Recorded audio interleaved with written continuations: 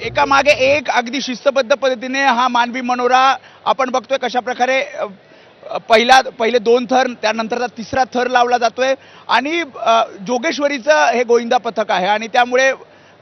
4-5 महिन्यापासून ही प्रॅक्टिस करत असतात की साधारणपणे आपल्याला 8-9 थर लावता आले पाहिजे, 9 थराची तरी सलामी दिली पाहिजे आणि त्यासाठी कोच सुद्धा पूर्णपणे मेहनत घेत असतात आणि पुन्हा एकदा हा थरार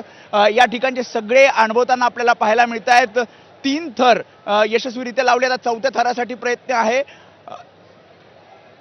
त्यामुळे एका मागे एक हे सगळे गोविंदा पथक इथे येत आहेत आणि आपली जी प्रॅक्टिस, आपला जो सराव झालेला आहे त्या सरावानंतर आज खऱ्या अर्थानं त्यांना आपली जी प्रॅक्टिस झाल्यानंतर आज किती थर लावतात यासाठीचे प्रयत्न त्यांचे ठरलेले आहेत। काही जण 6 थरांची प्रॅक्टिस केली आहे, काहींनी 7, काहींनी 8 तर काहींनी 9 थराची आणि इथे बघतोय 1 2 3 4 त्याच्यानंतर 5वा 6वा हा थर लावला जातो, एका मागे एक थर आणि 9 थरापर्यंत यांचा प्रयत्न आहे की 9 थराची सलामी। दहीहंडी खूप वरती आहे, 9 थरांची प्रॅक्टिस आहे यांची।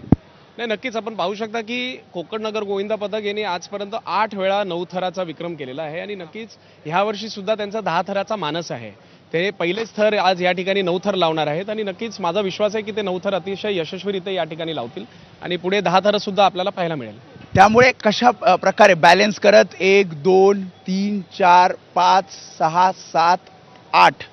8 थर आणि अगदी तो चिमुकला गोविंदा आपण बघतोय आणि सगळ्यांना धन्यवाद देत अभिवादन करत त्यांनी पुन्हा एकदा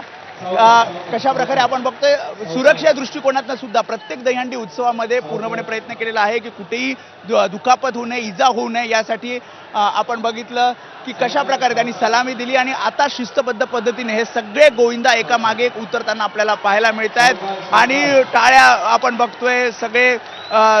सगळ्यांचा उत्साह बघतोय की कशा प्रकारे कोकण नगर गोविंदा पथकांनी 8 थर लावत 9 थर लावलेत, कारण ज्या प्रकारे प्रॅक्टिस त्यांनी केली होती त्यानुसार आपण तो चिमुकला गोविंदा सुद्धा बघतोय कशा प्रकारे नाच करतोय, कारण मोठी प्रॅक्टिस आहे आणि या प्रॅक्टिसला कुठेतरी यश आज या दहीहंडी उत्सवात पाहायला मिळतंय।